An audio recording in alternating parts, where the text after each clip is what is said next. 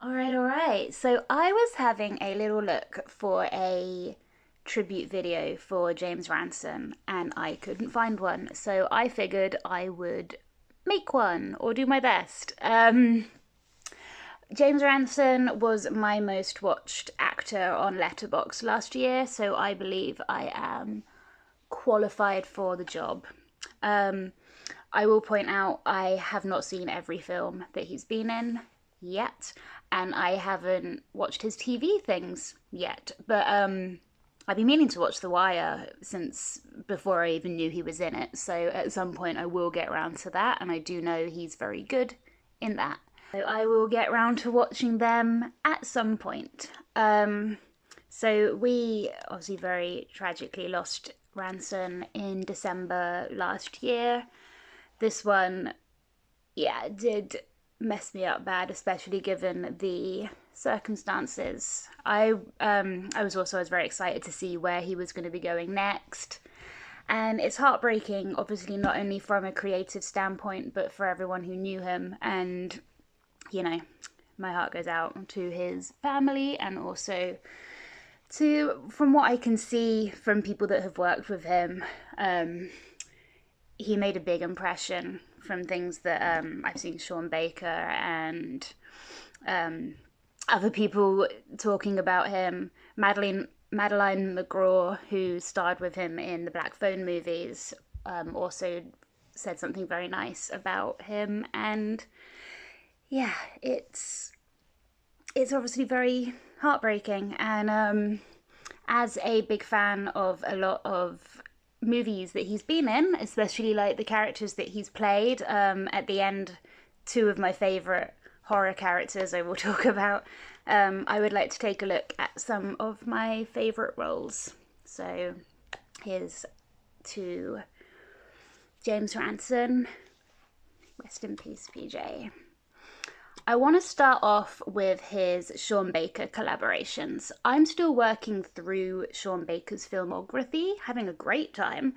Um, but Tangerine was a movie that I had already seen, but I rewatched last Christmas Eve, naturally. Um, it is a movie that is set on Christmas Eve in LA. It's very Sean Baker slice of life, real. I believe it was filmed like on an iPhone. Did I make that up? I think that's true. I think that's the case. All the way through this movie, you were told about the character of Chester, and he's built up. You kind of hate him before you even get to meet him as a character. And then it's classic. It's the layers that Sean Baker has with his characters is even when you kind of don't like one of the characters because of the layers they have a lot of the time, you still kind of love them. And especially, I think he's got the right guy for the job when he gets James Ransone to play these roles because even when he's a dickhead, there's something very lovable about him. He's so perfect in this. He works so well with Sean Baker's style and like the realism. And for the short amount of screen time that he has in this movie, he is captivating. And I'm not just saying that as someone who gets very excited to see him on screen. A little bit biased, but he really does steal the scenes that he's in. I think that's a big James Ransone thing. So yeah, he's really good in Tangerine. He's I don't want to give too much away, but if you do end up watching it, he is a character, like I say, that is built up, and then you meet him, and oh, you're angry at him, but then Chester's not evil.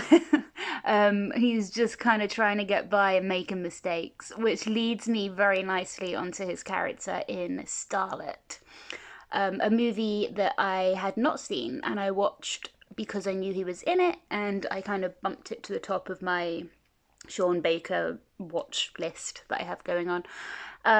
As I said, still have quite a lot of Sean Baker movies to catch up on. I've got hair on my lips. But so far, I think it's my favourite. And I think that's maybe unpopular opinion. I haven't seen it at the top of many other people's lists, but I just really loved this one. I don't know, it's my kind of movie. And James Ransone really helps, I guess. Again, not a lot of screen time, but the screen time that he has, you just love to hate him and also hate to love him. It's both. It's definitely both. The character he plays in this movie, he is a bit of a dickhead. That you just he's such a boy in this movie. That's the best way I can explain it. Such a lad.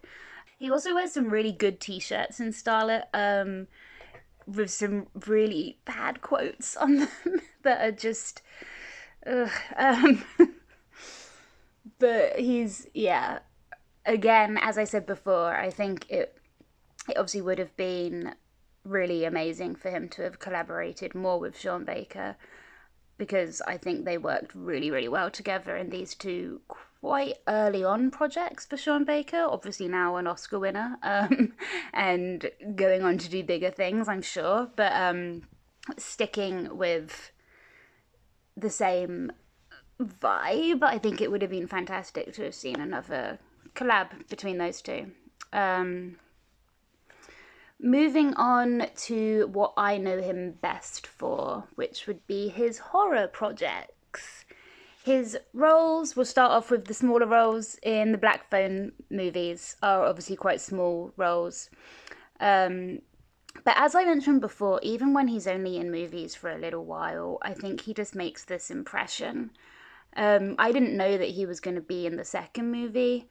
I think it's his last movie credit actually, and yeah, it's a split second really that he's in that movie, and it made the movie for me, as I say, a bit biased. He's very bouncy, he's very on edge, and he's trying very hard to solve the case, the big case that's going through the Black Phone movies, if you know of them. And he gets so close, and he just has no idea what he's like sitting on top of, literally. He gets so close to uncovering what's happening, but unfortunately doesn't get there.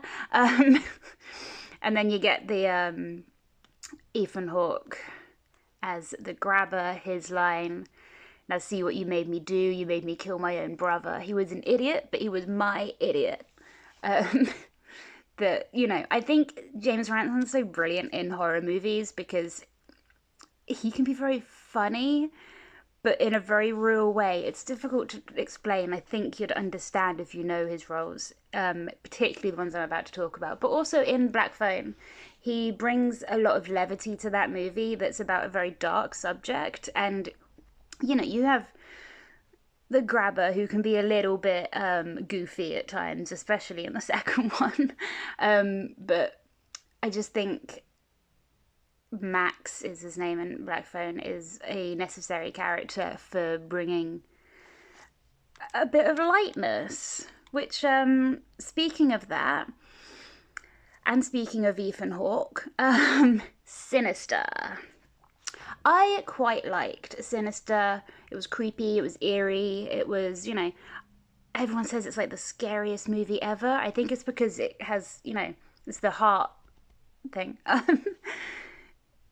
I think the best bit of Sinister is Deputy So-and-so. And I think making James Ransone the lead in Sinister 2 was the best decision they could have made.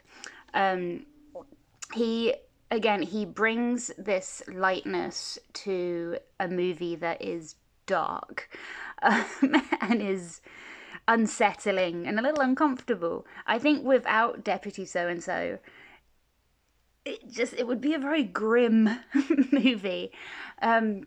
I love this character so much. I really, really do. I loved him in the first one, and getting to watch him be the lead in Sinister 2, fantastic. Like, you just really root for him. You really do. This is a character who's very realistic in that he's scared very, very scared, and he's clearly been through a lot from how he recognizes what's happened in this family. But he does not stop trying to do what's right, even when he's scared. And he's very good. And the scenes with Shannon Sossamon, who plays the mum Courtney, make me just wish that we could have had a rom-com. Let me know if there is a rom-com and I've missed it, but I don't think there is. I want James Ransone as the lead in a romantic comedy, because the chemistry between these two and how sweet and funny their scenes are, it feels right out of a rom-com, and you're taking out a little bit of the like horror aspect, but in a good way. And it's so sweet, and you know, you're not only rooting for them to stay alive in this horrendous situation, but you're kind of rooting for them to get together. And I just think he has this really sweet way about him that would have worked really well in rom-coms. If that was ever on the cards and ever something that he wanted to do, I'm sad we didn't get it. And yeah, just James Ransone as Deputy So-and-so, one of my favourites. He's so fun.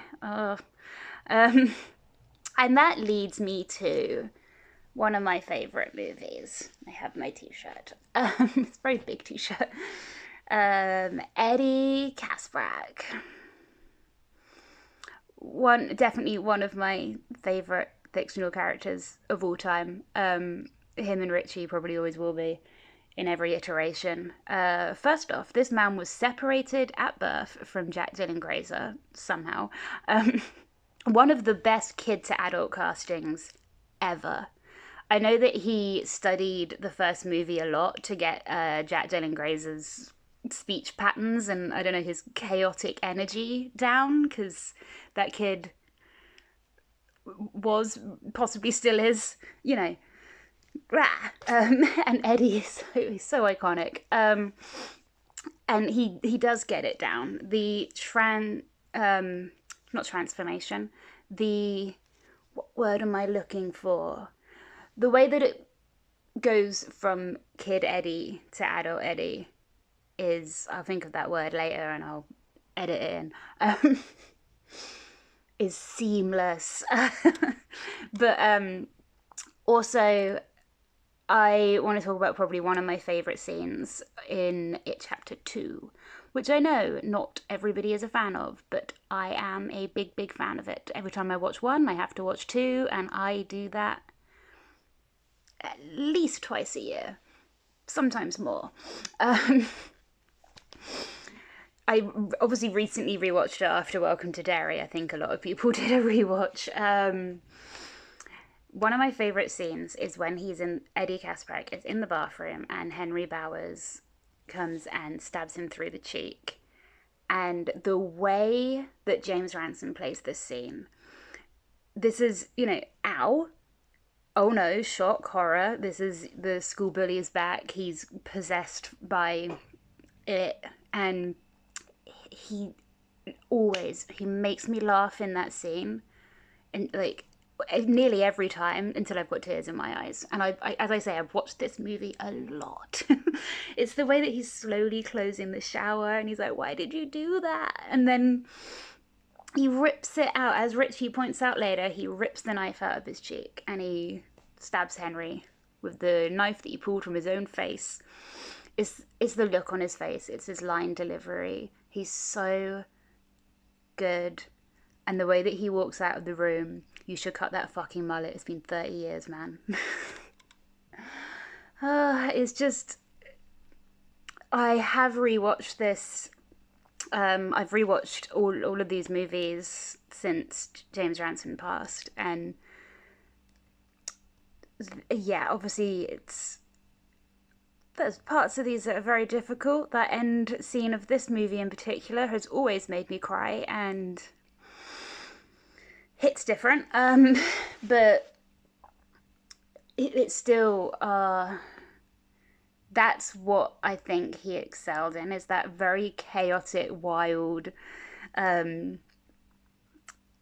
just that energy that he brings to roles. And like I said before, the levity that he brings to horror roles. I know it is full of these one-liners and these quips and this humor. It's a horror movie, but it's one of the reasons I like it so much is because it's very quotable, and it has these scenes and these characters that you do root for and care about. Just when he sat outside and he's like, Bowers is in my room. Like, he's perfect. There's a motorbike going past. Shut up. Um, but yeah, he's, again, similar to Deputy So-and-so, and this is a character that, you know, has a lot of issues and a lot of things going on and problems, but he does all these things even though he's scared. And he gets very, very scared as well. You get characters very often in horrors that, you know, they become these absolute badasses immediately. And then you get Eddie and Richie, who who are scared, like most people would be. So overall, I've seen James Ransone in a lot of movies where he has made me laugh until I cry, where he's made me feel uncomfortable, where he's made me kind of love to hate him or hate to love him. He's definitely made me cry in movies more than once. He's made me clap my hands together in glee. He's made me root for him, and he's lit up every scene that I've seen him in with that chaotic, real, relatable energy that made him such a brilliant presence in films, in these slice of life movies with Sean Baker, and in supernatural horror movies. Truly one of my favourites, and he will be missed. So here's to James Ransone.